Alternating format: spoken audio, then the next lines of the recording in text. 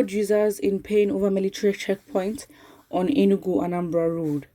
It was a horrible and dehumanizing experience for road users on the dilapidated Enugu-Onitsha Expressway following their subjection to a stop and search operation by soldiers mounting a checkpoint between Enugu and Anambra State. The inhumane treatment, they said, was akin to the treatment meted to captives from a war-ravaged territory.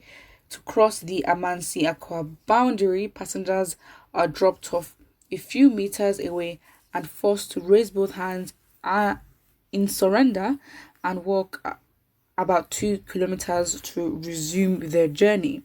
Also, no vehicle is authorized to proceed with more than one driver, who is thoroughly searched by soldiers. The development followed what has been described as a stop and search operation update adopted by the soldiers since last Sunday, in which a military checkpoint was attacked in Ihiala in Anambra State, which resulted in the killing of a soldier and stealing of his rifle.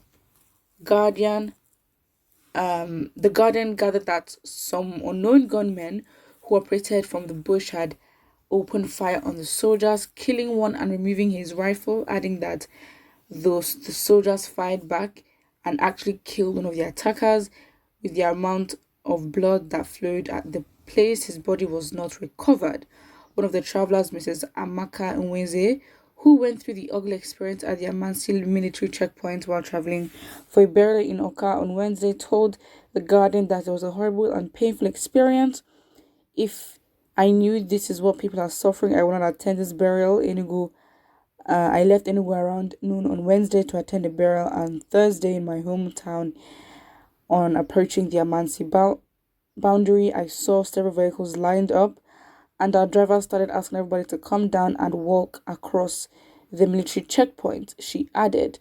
Another traveler, Chief Johnson Udogu, a community leader in Oka, also narrated his painful experience. He says, when my driver told me to come down the driver's seat when we got to the checkpoint so that he would join the others and I walk, I told him to continue his driving, that I would go and talk to them. I got there and introduced myself to them, but they insisted I should not return to where my vehicle was in the queue, but to continue to walk and wait for my driver until he passed the checkpoint. It was only during the Civil War that people were subjected to raising their hands as they walked while guns were pointed to them. I had not been able to overcome the fear and the horrible experience that I had. Oh, wow. Okay, now this is serious.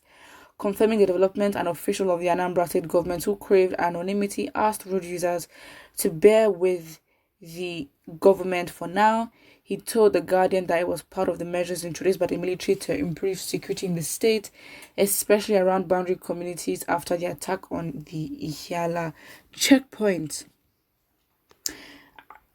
Honestly, what's even more embarrassing is that, like, for every state, there isn't like a proper designated checkpoint. Someone could just wake up and be like, let's go make a checkpoint. Do you know how embarrassing that is?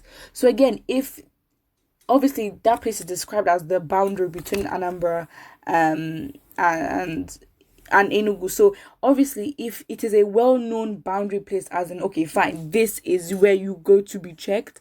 I mean, obviously, like, there can be better ways to do that rather than telling people to come down and pointing guns at them while their hands are in the air like they're some criminals.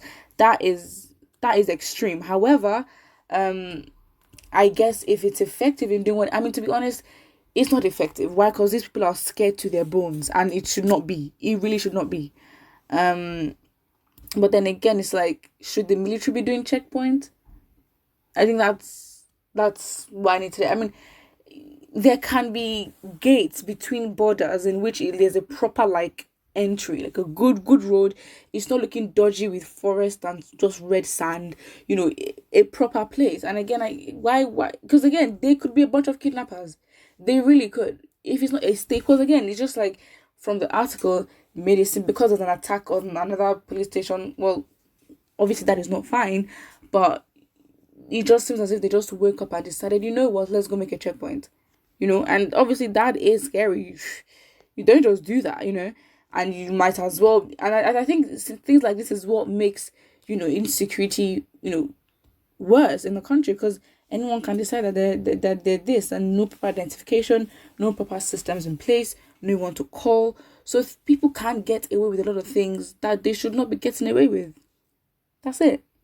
Someone says it's a terrible way of subjugation, telling them they have no control of themselves, but under dictatorial authority.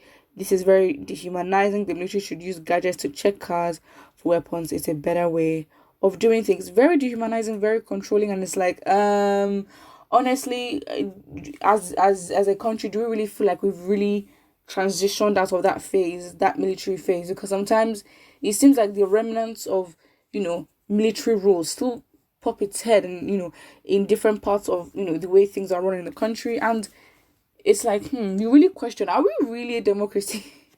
I mean, to be honest, the whole system of government is already confusing for someone to even analyze and be like, what kind of system of government are they running? But oftentimes you can see a lot of military like tendencies in the system of government.